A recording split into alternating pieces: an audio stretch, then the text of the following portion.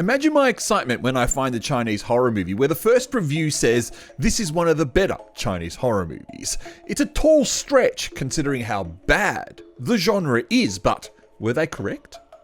You know, I think they might be. For someone who loves Chinese horror movies, even the bad ones, I'm surprised I've never heard of this title considering the high quality of this film. There's a budget here, especially for a 1989 Chinese-made horror film that would have had a very, very limited release. The acting's solid, the story's great, the presentation of the horror scenes, while cheesy and very 80s, is well done. It just has one problem, and it's the same problem that plagues every single Chinese horror movie, and that is the ending. The restless soul of a murdered girl haunts an apartment complex that is set for demolition once the remaining holdout residents finally leave. One of those residents is the sound engineer of a movie where the main actress seems to have spiritual abilities. The ghost of the girl makes contact with the sound engineer, who desperately tries to help her, but once he realizes that she wants revenge and who she wants revenge against, he must try and reason with her before it's too late. Even though the scenarios in this film are quite standard for a horror movie, it's still very Chinese in the fact that it tackles the themes of cultural class and greed. There's an overtone of the Cultural Revolution here. It's very minor, but it seems that the filmmaker of the time was permitted to explore some more sensitive political issues. And of course, the best way for a filmmaker to tackle political issues is with a horror film.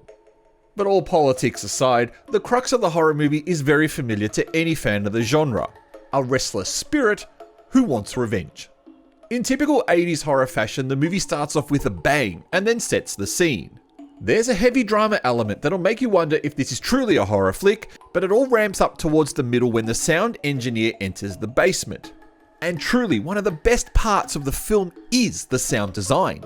It's a very important element of the film, as is evident by the filmmakers proudly displaying a Dolby Stereo logo at the beginning. Something of an absolute rarity in Chinese cinema at the time and for a decade after.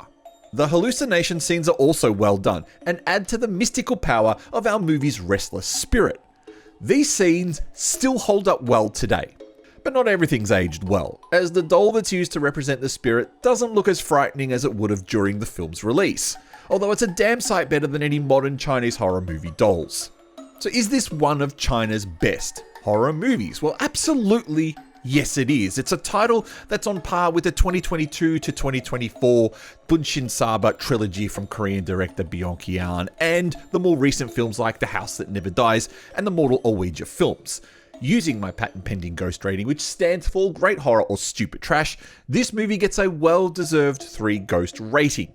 The only thing stopping this film from moving into the 4-star category is the last 60 seconds of the film, which revert back to the typical Chinese horror movie ending territory. A little disappointing, but still overall a pretty damn good film.